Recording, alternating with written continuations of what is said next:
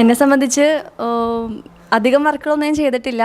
എന്നിരുന്നാലും ഓരോ പുതിയ വർക്ക് വരുമ്പോൾ അതെനിക്കൊരു പുതിയ അനുഭവമാണ്, ഒരു പുതിയ അറിവാണ് അഭിനയിക്കുന്നതിലുള്ള വ്യത്യസ്തതയും ഒക്കെ. അപ്പോൾ ഇത് നല്ലൊരു ടീമിൻ്റെ കൂടെ വർക്ക് ചെയ്യാൻ പറ്റിയത് വലിയൊരു ഭാഗ്യമായിട്ട് കരുതണം. അതിൽ മുഴുവൻ സങ്കടമായിട്ടുള്ളൊരു ഇതാണ്. എന്നിരുന്നാലും ആ ഒരു കുറച്ച് സീനിലാണെങ്കിലും നന്നായി ചെയ്യാൻ പറ്റി എന്ന് ഞാൻ വിശ്വസിക്കുന്നു.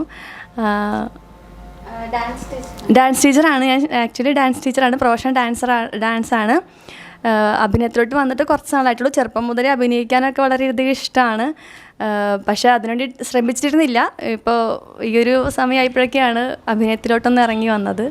അപ്പോൾ നിങ്ങളുടെ ക്യാരക്ടർ കുറച്ചുകൂടി ഇമോഷണലായിട്ട് വരുന്നതാണ് ഫുൾ. അതെ. അപ്പോൾ അതെങ്ങനെ ഹാൻഡിൽ ചെയ്തു? ആക്ച്വലി എനിക്കത് ആ ഒരു ക്യാരക്ടർ ചെയ്യാൻ എനിക്ക് വലിയ ബുദ്ധിമുട്ട് തോന്നിയില്ല.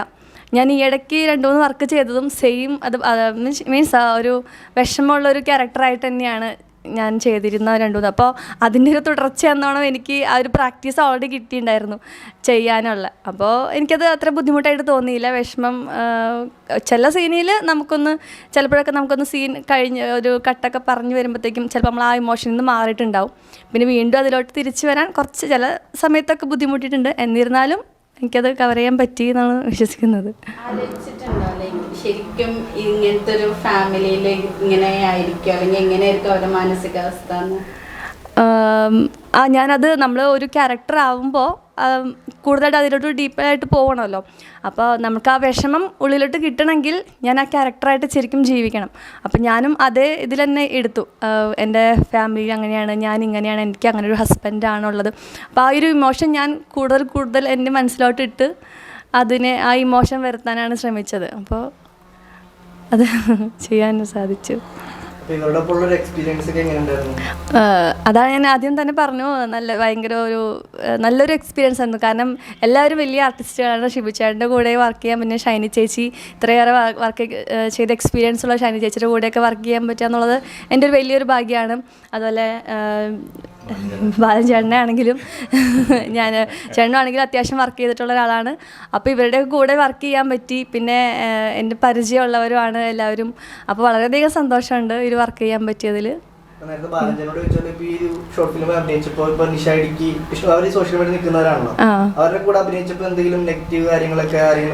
ഇല്ല, എനിക്ക് ഞാൻ നേരിട്ട ആ ഒരു ഇതായിട്ട് അധികം ടച്ച് വന്നിട്ടില്ല ആ ഒരു സീനിലുണ്ട്. അപ്പം അതുകൊണ്ട് എനിക്ക് അത്ര പ്രശ്നം തോന്നിയിട്ടൊന്നുമില്ല. എനിക്ക് പറയാന്ന് വെച്ചിട്ടുണ്ടെങ്കിൽ ശിശിരി എന്ന് പറഞ്ഞിട്ടുണ്ടെങ്കിൽ ഇപ്പോൾ ആർട്ടിസ്റ്റ് ഫസ്റ്റ് വന്നപ്പോൾ തന്നെ നമ്മളൊരു കഥ എഴുതി കഥയുടെ എൻ്റെ മനസ്സിൽ ആദ്യം കണ്ട ഒരാളാണ് ശിശിരി. പക്ഷെ അത് ഞാൻ ഒരു ഡയറക്ടർ എന്ന് പറയുന്നില്ല, എന്നാലും ആ ഒരു ഡയറക്ടർ എന്നൊരു പതിവ് എനിക്ക് ഉണ്ടെങ്കിൽ ഞാൻ ചെയ്തിട്ടുണ്ടെങ്കിൽ എനിക്ക് ശിശിരിയുടെ കാര്യത്തിൽ എനിക്ക് പണിയെടുക്കണമെന്നില്ല. കാരണം നമ്മളെന്ത് മനസ്സിൽ കാണുന്നുവോ അത് ഞാൻ മോനെ വിളിക്കാറുള്ളൂ. അങ്ങനെ ഒരു മോനെ അത് ഇങ്ങനെയാണ്, ഇന്ന രീതിയിലാണ് ഞാൻ മനസ്സിൽ കണ്ടേക്കണേ. ആ ചേട്ടാ അത് കുഴപ്പമില്ല.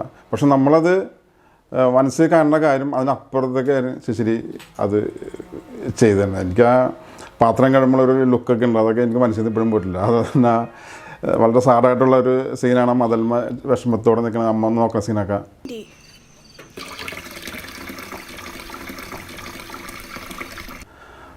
അതൊക്കെ അപ്പം ക്രിയേറ്റ് ചെയ്ത സംഭവമാണ് അതൊക്കെ. കാരണം അത് എഴുതി വെച്ചിട്ടുണ്ടെങ്കിൽ വേറെ രീതിയിലാണ്. അപ്പോൾ ഞാനത് ആ രീതിയിലാക്കി ഞാനത് മനസ്സിൽ കാണുന്നത് എന്താണ് കാണുന്നവോ അതിൻ്റെ അപ്പുറത്തേക്കാണ് ശിശിരിക്ക് തന്നത്. വളരെ ഒരു നന്ദിയുണ്ട് ശിശിരിയോട് എനിക്ക് കേട്ടോ. പിന്നെ ഈ ഇടുക്കി എന്നാൽ പിന്നെ നിഷ ഇടുക്കി അതിൻ്റെ ഒരു സംഭവം എന്ന് വെച്ചാൽ ഞാൻ പറയാൻ വിട്ടുപോയി. ഈ പൂജയുടെ അന്ന് എല്ലാവരും ഞാൻ വിളിച്ചിട്ടുണ്ട്. ഇത് പൂജ എടുത്തിട്ടാണ് ചെയ്തത്. അമ്പലത്തിൽ വെച്ചിട്ട് പൂജ നടത്തി. അപ്പോൾ ഞാൻ എല്ലാവരും ഷൈനി എല്ലാവരും വരണം, കാരണം നിങ്ങൾക്ക് നാളെ വേഷം ഉള്ളെങ്കിൽ പോലും എല്ലാവരും ഇന്ന് വരണം എന്ന് പറഞ്ഞ്. അങ്ങനെ വേറെ 2-3 ആർട്ടിസ്റ്റുണ്ടായിരുന്നു, അതുണ്ടായിരുന്നു. അവർ വരുമ്പോൾ ഈ വിഷ്ണുവും ഈ നിഷയോടെ ഇപ്പോൾ ഉണ്ടായിരുന്നു. അവർ വന്നവർ തിരിച്ചുപോയി.